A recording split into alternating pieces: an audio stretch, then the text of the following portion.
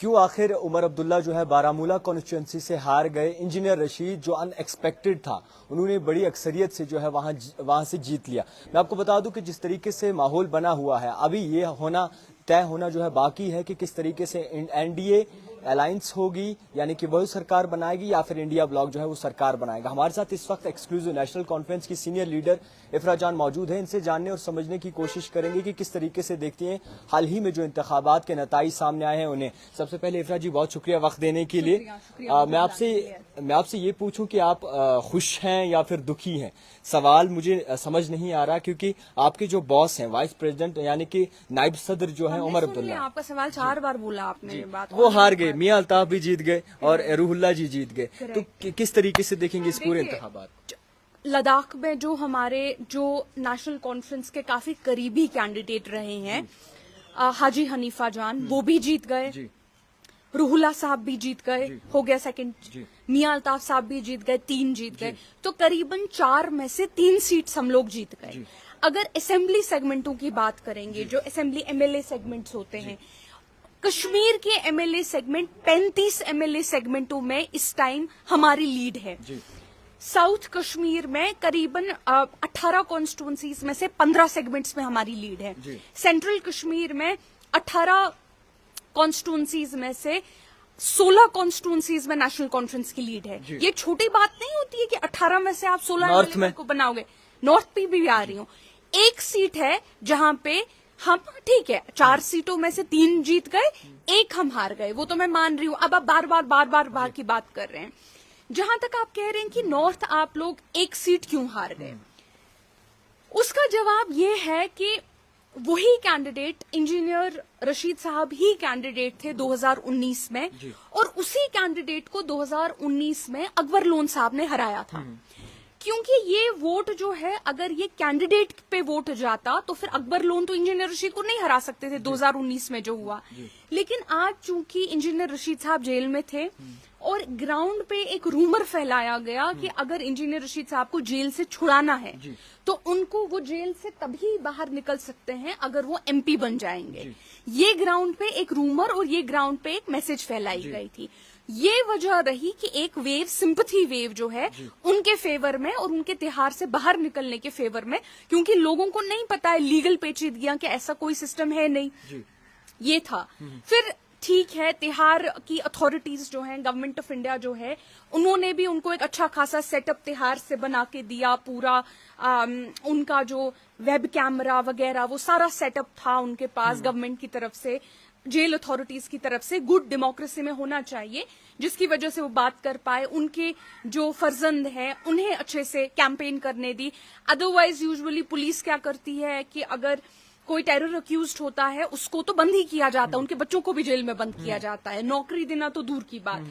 लेकिन अच्छी बात है कि यहाँ पे इनको खुला छोड़ा गया कैंपेन करने के लिए, तो it was good. I mean, this is how democracy should function. आप इनडायरेक्टली ये बोल रही हैं कि कहीं ना कहीं ये सेंटर की ऐसी चीजें इम्प्लीमेंट की हुई? नो, आई एम सेइंग कि सेंट्रल गवर्नमेंट ने अच्छे से इनके साथ सलूक किया और यही सलूक जो है बाकियों के साथ भी होना चाहिए। मेरा ये पॉइंट है। हमारे इस वक्त 5000 लोग जेलों में हैं।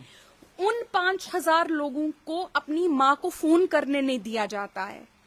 वो वेब कैमरा और वो वेब कैमरा चलाना और वो वीडियो कॉलिंग करना तो दूर की बात हो जाती है, उनको माँ को फोन करने की इजाजत नहीं होती है। माँ को अपना चूड़ी बेचनी पड़ती है, ट्रेन टिकट लगाने के लिए, गाड़ी की टिकट लगाने के लिए जयपुर जाती है, पता नहीं किन किन एरियाज में जाती है, क्योंकि अलग अलग कोट बलवाल जाते हैं, पता नहीं कहाँ कहाँ पहुंचते हैं। वहां 8-8 घंटे बाहर उनको वेट कराया जाता है। आप मानते हैं स्पेशल ट्रीटमेंट जो है मिल रहा है? आई एम सेइंग कि this is the treatment that every person sitting in jail should get. ये सवाल इनको क्यों मिला, क्या मिला, ये पीसी ने किया था। हम ये सवाल कर ही नहीं रहे हैं। अच्छा है मिला, हम इसको सपोर्ट करते हैं और हम कहते हैं कि ये हर किसी को मिलना चाहिए। वी हैव नॉट सेड इनको नहीं मिलना चाहिए। वहां से अब उनको क्यों मिला, ये क्या गवर्नमेंट ऑफ इंडिया की चाल है, इनको इस तरह का ट्रीटमेंट मिल रहा है, ये सवाल पीसी ने किए हैं और पीसी इसका जवाब देगी। हम तो ये सवाल भी नहीं कर रहे। हम कह रहे हैं यही ट्रीटमेंट जो है बाकियों को भी दो। जिस तरह इनके फर्जंद को तंग नहीं किया गया, उनको पुलिस ने उठाया नहीं, उनको थाने में सुबह शाम नहीं बुलाया, इसी तरह जो आप बाकी लोग जेलों में हैं, उनके फर्जंदों को तंग क्यों किया जाता है? उनको भी इसी तरह तंग नहीं करना चाहिए, तभी तो डेमोक्रेसी फलती है, फूलती है। आज तक ये आवाज कहाँ थी जो आज बाहर आ रही है? क्यों नहीं आ रही है? हमने तो हमेशा इससे पहले ये जो बात जेलों की में बंद है उसकी कोई आवाज नहीं आई, मगर आप जब इंजीनियर आपकी रशीद की बारी प्रॉब्लम आती ये है, है, आप लोगों की परेशानी ये है कि आप लोग सिलेक्टिव माफ कीजिएगा लाइव चल रहे थे। जी, आप लोगों की परेशानी ये है कि आप लोग सिलेक्टिव मीडिया करते हैं। सिलेक्टिव इसलिए करते हैं, मैं बताती हूँ क्यों। आप कहते हैं कि हमने कभी ये बात जेलों में रहने वाले लोगों की नहीं की। उमर अब्दुल्ला साहब ने बार बार उन लोगों की बात की है, उनकी इज्जत की बात की है, जिन्हें 5000 लोगों को जेलों में बंद रखा जाता है। जब हमारी 2 बहनों शबीर शाह साहब की बेटी, उनको सताकर अखबारों में इश्तिहार दिलवाए, आप जानते हैं, उनको सताकर अखबारों में इश्तिहार दिलवाए, इश्तिहार दिलवाए कि हमारा कुछ इसके साथ रिलेटेड नहीं है, मिलिटेंसी के साथ रिलेटेड नहीं है, जबकि उनका तो कुछ नहीं है, वो तो बेटियां हैं, उनका उसके साथ क्या। जब उनको तंग करके अखबारों में इश्तिहार दिलाए, नेशनल कॉन्फ्रेंस ही तो थी जिन्होंने सबसे पहले आवाज उठाई और बोली कि अगर इनका फादर जेल में है, बच्चों को क्यों तंग कर रहे हो आप, इनका मुंह क्यों बंद किया जा रहा है। तो नेशनल कॉन्फ्रेंस जो है वो हमेशा हर किसी के साथ इस मामले में खड़ी रहती है। जहां तक बात आती है तो वो एक वजह थी, लेकिन उसके बावजूद जम्मू और कश्मीर में करीबन हमारे पास 12 लाख वोट हमें पड़ा। 12 लाख वोट जो है, इसके क्लोजेस्ट कोई पॉलिटिकल पार्टी नहीं आती है। कौन सी पॉलिटिकल पार्टी है जिसको 5 लाख वोट भी पड़ा, बताइए। मैम एक फॉर्मर चीफ मिनिस्टर। सर आप बार बार वही कहेंगे, मुझे बताइए ना, 12 लाख वोट नेशनल कॉन्फ्रेंस को पड़ा। कोई पॉलिटिकल पार्टी बताइए जम्मू और कश्मीर में जिसको 5 लाख वोट भी पड़ा हमारे बगैर। हमारे आधा जितना हमें वोट पड़ा, उससे आधा वोट किसी को नहीं पड़ा। जुगल किशोर जी को कितना वोट पड़ा? जुगल किशोर जी किसके कैंडिडेट है? बीजेपी के। करेक्ट। उनको कितना वोट पड़ा? करीबन 2.5 लाख। जुगल किशोर। हाँ जी। जितेंद्र सिंह को? उनको भी करीबन 2.5 लाख वोट पड़ा। नहीं जी, उनको बहुत ज्यादा वोट पड़े, आप देख सकते हैं। आप बोलिए कितना पड़ा? इससे जो आप बता रही फिगर, इससे बहुत ही तो ज्यादा हमें बोलिए ना। That's why I am asking you. I am saying कि नेशनल कॉन्फ्रेंस को करीबन 12 लाख पड़ा। मुझे बताइए one candidate that comes close to candidate, कोई political party that comes even close to National Conference. And अब बात करते हैं नेशनल कॉन्फ्रेंस लड़ किससे रही थी। नेशनल कॉन्फ्रेंस एक स्टेट पॉलिटिकल पार्टी है, स्टेट बेस्ड पॉलिटिकल पार्टी है। What are we fighting? We are fighting a national party, we are fighting the BJP. हम यहाँ प्रॉक्सीज से नहीं लड़ रहे थे। प्रॉक्सीज तो कोई है ही नहीं। प्रॉक्सीज कौन है? इनकी क्या इज्जत है?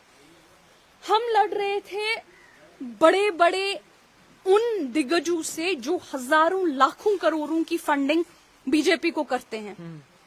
मुझे एक बात बताइए, आप कहते हैं कि नेशनल कॉन्फ्रेंस ने, आप तो इन 3 पार्टियों से लड़ रहे थे। हम तो इन 3 पार्टियों से नहीं लड़ रहे थे, हम तो बीजेपी से लड़ रहे थे। अमित शाह साहब उधमपुर आते हैं, उधमपुर में बयान देते हैं, ये मैं नहीं कह रही हूँ, नेशनल कॉन्फ्रेंस नहीं कह रही है। अमित शाह साहब उधमपुर में बयान देते हैं, कोई भी जीतेगा, उनको हर किसी का सपोर्ट, वो हर किसी को सपोर्ट करेंगे, लेकिन नेशनल कॉन्फ्रेंस नहीं जीतनी चाहिए। इसका वजूहात क्या है? वजूहात क्या है? चाहती क्या है? That is not the point. See, the point I'm saying is कि we were, national conference was fighting the BJP. बिल्कुल। बीजेपी खुद कहती है हर कोई मंजूर है, सड़क पे कोई भी उठेगा वो मंजूर है, नेशनल कॉन्फ्रेंस मंजूर नहीं है। ये मैंने नहीं कहा, ये अमित शाह साहब ने उधमपुर में कहा, ये मैं नहीं बोल रही हूँ। तो इसमें आप बीजेपी जैसी नेशनल पार्टी से लड़ते हो, उनसे रेसलिंग करते हो, उनके पास इतने करोड़ों का पैसा है, उनसे लड़के आप 4 में से 3 सीटें लेते हो, आप 12 लाख का वोट शेयर लेते हो, आप 45 कॉन्स्टिट्यूंसीज में 35 कॉन्स्टिट्यूंसीज पे लीड लेते हो। इससे बड़ा विन हमारा नेशनल कॉन्फ्रेंस के लिए क्या होगा? बहुत अच्छी बात है, बहुत अच्छी बात है जिस तरीके से आपने वजाहत की कि आखिरकार क्या माहौल में इस वक्त चल रहा है। मगर आपको बता दूं कि इंजीनियर रशीद का जो बेटा है अबरार रशीद, उन्होंने साफ तौर पर ये कह दिया कि हम ना एनडीए के साथ जा रहे हैं ना इंडिया अलायंस के। मुझे उनके साथ कोई लेना देना नहीं है। उनकी, जहां तक इंजीनियर रशीद साहब की अलायंसेस की बात आती है, उनके बहुत सारे अलायंसेस रहे हैं। 2019 में उन्होंने शाह फैसल की पार्टी के साथ अलायंस किया था, वो पब्लिक न्यूज है। शाह फैसल जी जो हैं, उसके बाद अभी हाल ही में गुलाम नबी आजाद साहब का भी उनको सपोर्ट है। गुलाम नबी आजाद साहब ने आके उनको सपोर्ट किया है। तो ऐसा नहीं है कि उनके पास लेकिन ये उनका पर्सनल मसला है। उनके बेटे का ये भी बयान आया था कि जहां तक मैंने उनका बयान सुना था कि हम आगे चल के देखेंगे, बीजेपी को सपोर्ट करेंगे या नहीं करेंगे, वो मेरे फादर का फैसला होगा। वो भी आप ही लोगों ने चलाया था।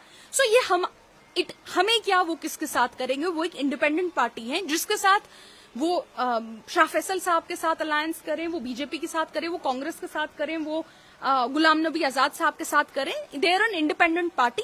National Conference has nothing to say. Ma'am, बड़ी खुशी की बात है कि आपके जिस तरीके से मियां अल्ताफ ने बड़ी अक्सरियत से जो है वोट लाए और इसी के साथ साथ आगा सईद रूहुल्लाह जी ने, तो आप लोग ये सोच रहे हैं कि सबसे पहले पार्लियामेंट में कौन सी आवाज बुलंद की जाएगी, कौन सा मुद्दा जो है वो उठाया जाएगा, किस पर ज्यादा फोकस किया जाएगा?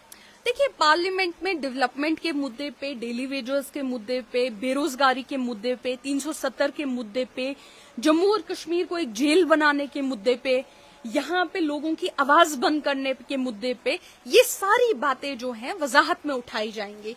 लेकिन आप एक सवाल करना भूल गए। नेशनल कॉन्फ्रेंस ने जो ये इलेक्शन है, हम लोगों ने ये इलेक्शन अकेले नहीं लड़े थे, हमने ये इलेक्शन इंडिया अलायंस के साथ लड़े थे। आप भूल गए कि इंडिया अलायंस ने पूरे देश में कितना बेहतरीन प्रदर्शन किया। बिल्कुल। आप सोचिए, इंडिया अलायंस, हम लोग इंडिया अलायंस, कांग्रेस, हम किससे लड़ रहे थे? हम बीजेपी से लड़ रहे थे, हम मोदी से लड़ रहे थे, हम मोदी की मीडिया, गोदी मीडिया से लड़ रहे थे। वही गोदी मीडिया जो कल तक जो उमर साहब के हारने का जश्न आज मना रही है, उस गोदी मीडिया से लड़ रहे थे, उनके फंडिंग से लड़ रहे थे। आपने देखा है कि लाखों करोड़ों की फंडिंग उनको आई है। हम इन 32 इन्वेस्टिगेटिंग एजेंसीज जो बीजेपी के साथ हैं, 32 इन्वेस्टिगेटिंग एजेंसीज के साथ लड़ रहे थे। करीबन हमने 1 दर्जन नेशनल कॉन्फ्रेंस ने चिट्ठियां लिखी हैं इलेक्शन कमीशन ऑफ इंडिया को। इतने हमारे वर्करों को उठाया गया इलेक्शन के बीच।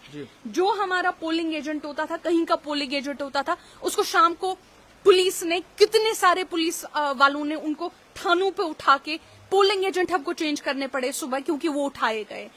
तो national conference in India alliance जब पूरे देश में लड़ रही थी, हम मोदी से, मीडिया से, मसल पावर से, राम मंदिर के, ये लोग तो ठेकेदार बने हुए हैं हमारे मजहब के, इन्होंने मजहब की सियासी एक दुकानदारी चलाई, उससे जो इन्होंने वेव क्रिएट करनी कोशिश करनी चाहिए रिलीजियस कार्ड प्ले करके, उस सारे, आप समझिए ना, उस सारे जो इन्होंने वो बड़ा सा रावण बना के रखा था, उससे नेशनल कॉन्फ्रेंस और इंडिया ब्लॉक ने लड़ा।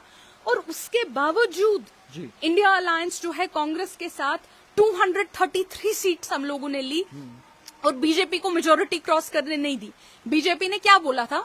हम 370 लाएंगे, बोला था 370 पार करेंगे, किया 370 पार। नेशनल कॉन्फ्रेंस ने और इंडिया ब्लॉक ने आपको 240 पे लाके रखा। जो वो मजहब की सियासत होती थी, राम मंदिर की बात करें, अयोध्या की बात करें, आपको लगता है कि लोगों ने सबसे ज्यादा उस चीज को नजरअंदाज करके इस बार जो है एक हुकूमत बनाने का सोचा, एक सही हुकूमत बनाने का सोचा है? आपको पता है, जो ये मजहब की सियासत करते हैं, लिंचिंग से इन्होंने की, जो मुसलमान नमाज पढ़ते थे उनको दिल्ली में उनकी पुलिस ने लाते मरवाई पीछे से, आपने वो वीडियो देखी होगी। जहां पे गुजरात में 700 मुसलमान फिशरमैन थे, उनके नाम इलेक्टोरल रोल से काट दिए। जो इन्होंने एक मजहबी गंदी सियासत चलाई, आज उनको वो कहते हैं ना, उसकी लाठी में आवाज नहीं होती है, उसकी लाठी में आवाज नहीं होती है। उसी ने, जहां इन्होंने राम मंदिर बनाया, अयोध्या सीट हार गए ये लोग। आपको पता है बीजेपी अयोध्या हार गई? बिल्कुल पता है। जहां राम मंदिर बना अयोध्या में, वो सीट बीजेपी हार गई। आप खुद सोचिए कि इनको वो अहंकार का जवाब किस तरह अल्लाह ने दिया, किस तरह इनको उस घुमंड का जवाब मिला।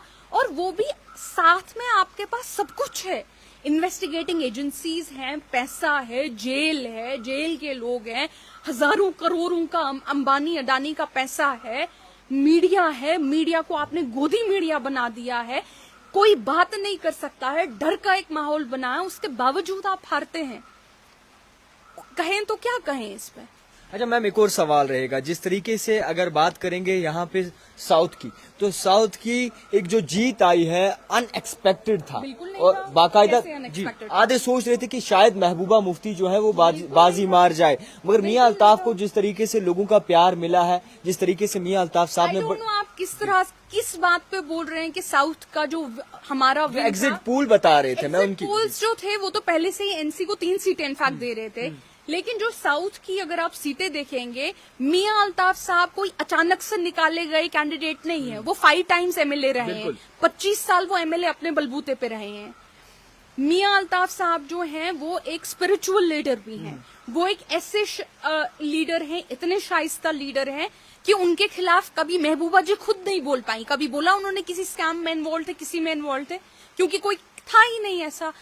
तो इस वजह से मियां अल्ताफ साहब ने तो 3 लाख की लीड ली करीबन। तो 3 लाख की लीड लेना एक अचानक की वाली बात नहीं होती है। वो 25 साल से सब वहाँ लोग MLA ये सोच रहे हैं कि हार पहले ही क्यों मान ली गई है।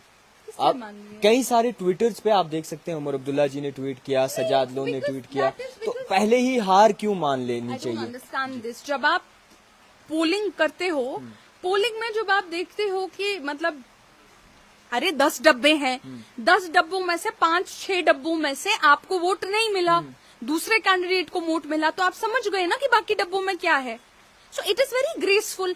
लेकिन ठीक है, 3-4 सीटों पे लड़ा, 3 सीटें जीती, 35 सेगमेंटों में लीड लाई। यहाँ तो 35 एमएलए सीटें कभी किसी की नहीं बनी है, 35 एमएलए सीटों में लीड लाई, वो कि ये बोल के, और वो भी बीजेपी को हरा के, अमित शाह को हरा के।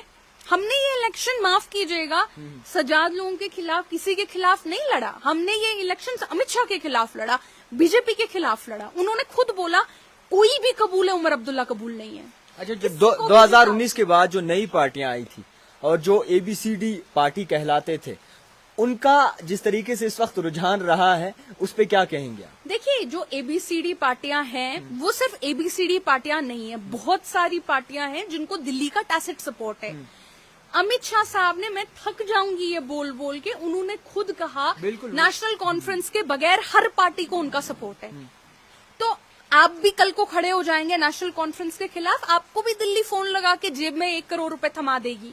ये मैं नहीं बोल रही हूँ, ये होम मिनिस्टर बोल रहे हैं। वो खुद कहते हैं कि इनको हराओ, कोई भी हराओ, हमारा सपोर्ट आपके साथ है। कल उमर साहब की हार पे जब 1 सीट हम लोगों ने हारी, सेलिब्रेशन कहाँ हुआ? बीजेपी हेडक्वार्टर्स में हुआ। कल मैं 1200 के करीब लाइव लोग आपको देख रहे हैं। तो जिस तरीके से इस वक्त माहौल मिला, एक क्वेश्चन मैं पूछना चाहूंगा, पहले आप अच्छे से सुन लीजिएगा। मियां अल्ताफ का हमेशा कहा जाता है कि पीर मुरीदी है इनकी बहुत ज्यादा, और कहीं न कहीं उसी पीर मुरीदी को देखकर जो है इन्हें वोट पड़ता है। तो इसके बारे में आप क्या कहेंगे? शर्म की बात यह है कि जब एक साक्षी महाराज वोट लेती हैं अपने मजहब पे, या अपने, मतलब she is very proud to be a Hindu, sorry, Narendra Modi ji Ram Mandir पूरा इनॉग्रेट करते हैं, वहां पे पुजारी की जगह ले लेते हैं, he is very proud to be a Hindu, but Miyan Altaf has to be ashamed to be a Muslim. Why? I am a proud Muslim. किसी को प्रॉब्लम है इस बात से, जाएं रोएं। मियां अल्ताफ साहब इज अ प्राउड मुस्लिम। उन्होंने अपने मुसलमान होने का, उनको कोई शर्म नहीं है। जिनको इस बात से प्रॉब्लम है वो आपकी प्रॉब्लम है। हम secular, as a political party हम सेक्युलर हैं, लेकिन उसका ये मतलब नहीं है कि हम खुद अपना मजहब छोड़ देंगे। नेशनल कॉन्फ्रेंस जो पॉलिसीज लाएगी, उन पॉलिसीज में हमें हर किसी को इक्वली ट्रीट करना है। हम बीजेपी की तरह लिंचिंग नहीं करते हैं माइनॉरिटीज की, हम बीजेपी की तरह माइनॉरिटीज को बुरा भला नहीं बोलते हैं। हम माइनॉरिटीज को कोई पूजा कर रहा है, कुछ कर रहा है, उनको हम अल्लाह बचाए क्योंकि हमें उधर जवाब देना है, उनको हम नेशनल कॉन्फ्रेंस कभी तंग नहीं करती है। लेकिन अगर हम प्राउड मुस्लिम्स अपनी जिंदगी में है, हमें कोई नहीं रोक सकता है। बदलाव क्या आएगा अगर मेजोरिटी में जो है इंडिया ब्लॉक आता है? अगर नीतीश कुमार कुछ सोचते हैं, अगर मुख्तलिफ फैसिलिटी, ऑनेस्ट आप कहते हैं बदलाव क्या आएगा? क्या क्या आएगा, लोग जानना चाहते हैं। आप इस क्वेश्चन को इसी तरीके से लीजिए। देखिए, बदलाव ऑलरेडी आ चुका है। मैं बताती हूँ क्यों। क्योंकि जब इतना पावर किसी के पास होता है, जितना मोदी और बीजेपी गवर्नमेंट के साथ था, आपकी पुलिस भी झुक जाती है कम्प्लीटली, आपकी मीडिया भी कम्प्लीटली झुक जाती है, आपके बिजनेसमैन भी कम्प्लीटली झुक जाते हैं, आपके कॉर्पोरेट फंडिंग भी कम्प्लीटली इनके पास चली जाती है। वो नहीं होता, एक जेल बन जाता है। आप समझ रहे हैं, एक जेल बन जाती है। जब जो ये बलून है, क्या कहते हैं उस बलून को उर्दू में, क्या बोलते हैं, गुब्बारा।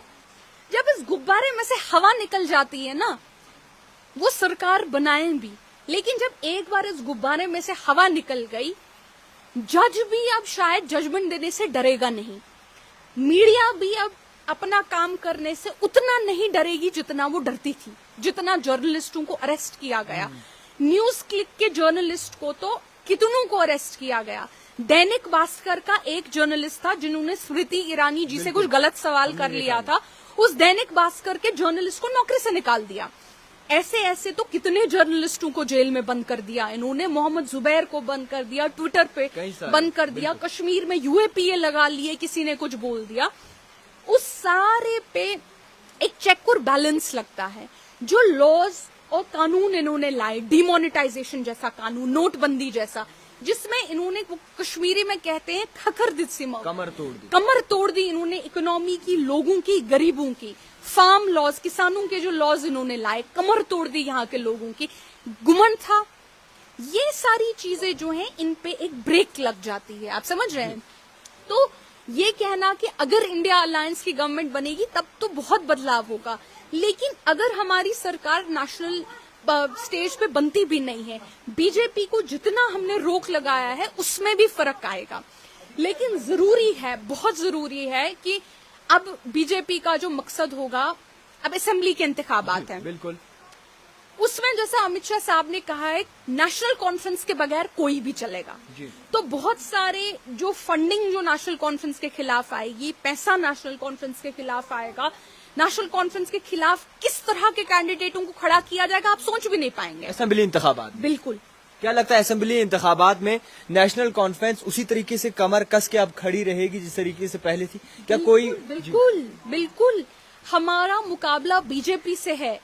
बीजेपी ने तो पार्लियामेंट में हमारे खिलाफ इतना पैसा, इतने कैंडिडेट खड़ा किए, आप सोच सकते हैं। वो 3-4 सीटों पे हम खड़े हुए थे।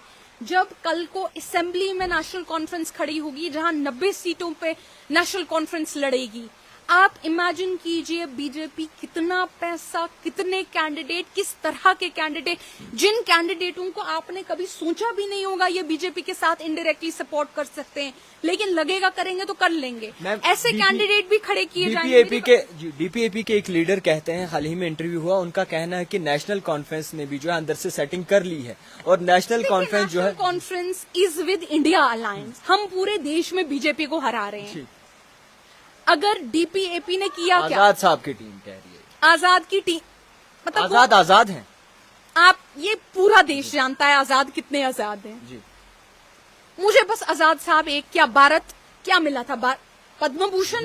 मैं उन पद्म भूषण साहब से सिर्फ एक सवाल करना चाहती हूँ, दिल्ली में जो आप 500 करोड़ के कोठे में बीजेपी ने आपको रखा है, क्यों रखा है? आप तो ना एमपी है ना कुछ है, सिर्फ अडवाणी को रखा गया और आजाद साहब को भेजा क्यों होगा आजाद साहब को कश्मीर और इस पार्टी के साथ? मुझे क्या पता क्यों भेजा। आजाद साहब ही इंजीनियर साहब को भी सपोर्ट कर रहे हैं, क्यों कर रहे हैं मुझे क्या पता। ये बीजेपी जानती है क्यों कर रहे हैं, क्या कर रहे हैं, क्योंकि वो तो उनकी भी टीम है।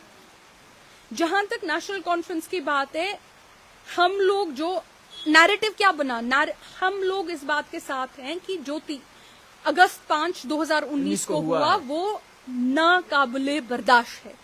इसके ये हम आज भी बात करेंगे, ये मैं 10 साल बाद भी बात करूंगी, ये मैं 20 साल बाद भी बात, पार्लियामेंट में भी ये आवाज उठेगी, बिल्कुल उठेगी। आप शायद थक जाएंगे, एक वक्त आएगा आप शायद अपना माइक मेरे पास नहीं लाएंगे, बिल्कुल हमेशा लाएंगे, नहीं हमेशा रोज वही चीख हम चिल्ला करती है। लेकिन जो बात हमने की है, हम शेर कश्मीर के सिपाही हैं।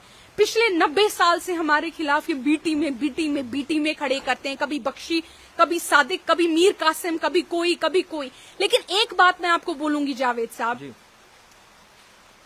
नेशनल कॉन्फ्रेंस के खिलाफ इन्होंने कितनी बीटी में खड़ी की, कितने लोगों को खड़ा किया, लेकिन हम नहीं हारे। नेशनल कॉन्फ्रेंस को उस परवरदिगार ने जिंदा रखा, वो बीटी में कहीं नहीं थी। और नेशनल कॉन्फ्रेंस की जो ये लड़ाई है जम्मू और कश्मीर की शिनाख्त की, ये हमें हमारी विरासत में मिली है। हम शेर कश्मीर के सिपाही हैं और ये लड़ाई हम लड़ेंगे। कितनी बी टीम में खड़े करें, कितनी, अब तो पुरानी आधी बी टीम फेल हो गई, अब और कितनी बी टीम में खड़े करेंगे हमें फर्क नहीं पड़ता। लेकिन मैं जम्मू और कश्मीर के हर फर्द से ये वादा करती हूँ कि जब तक हम जिंदा हैं, इंशाअल्लाह जब तक हम शेर कश्मीर के सिपाही जिंदा हैं, यहाँ की जमीनी कानूनों के लिए, यहाँ की शिनाख्त के लिए, यहाँ के लोगों के लिए हम ये लड़ाई जो है जारी रखेंगे। खैर, बहुत शुक्रिया वक्त देने के लिए। इफ्रा जान हमारे साथ एक्सक्लूसिव बातचीत करने के लिए थी। इंतखाबात के बाद हमने मुनासिब समझा कि इन शख्सियत से बात की जाए और जाना जाए कि आखिरकार इनका किस तरीके से नजरिया है और क्या कुछ आखिरकार अभी सियासत में चल रहा है। फिलहाल देखते रहिए द टाइपराइटर जावेद खान के साथ।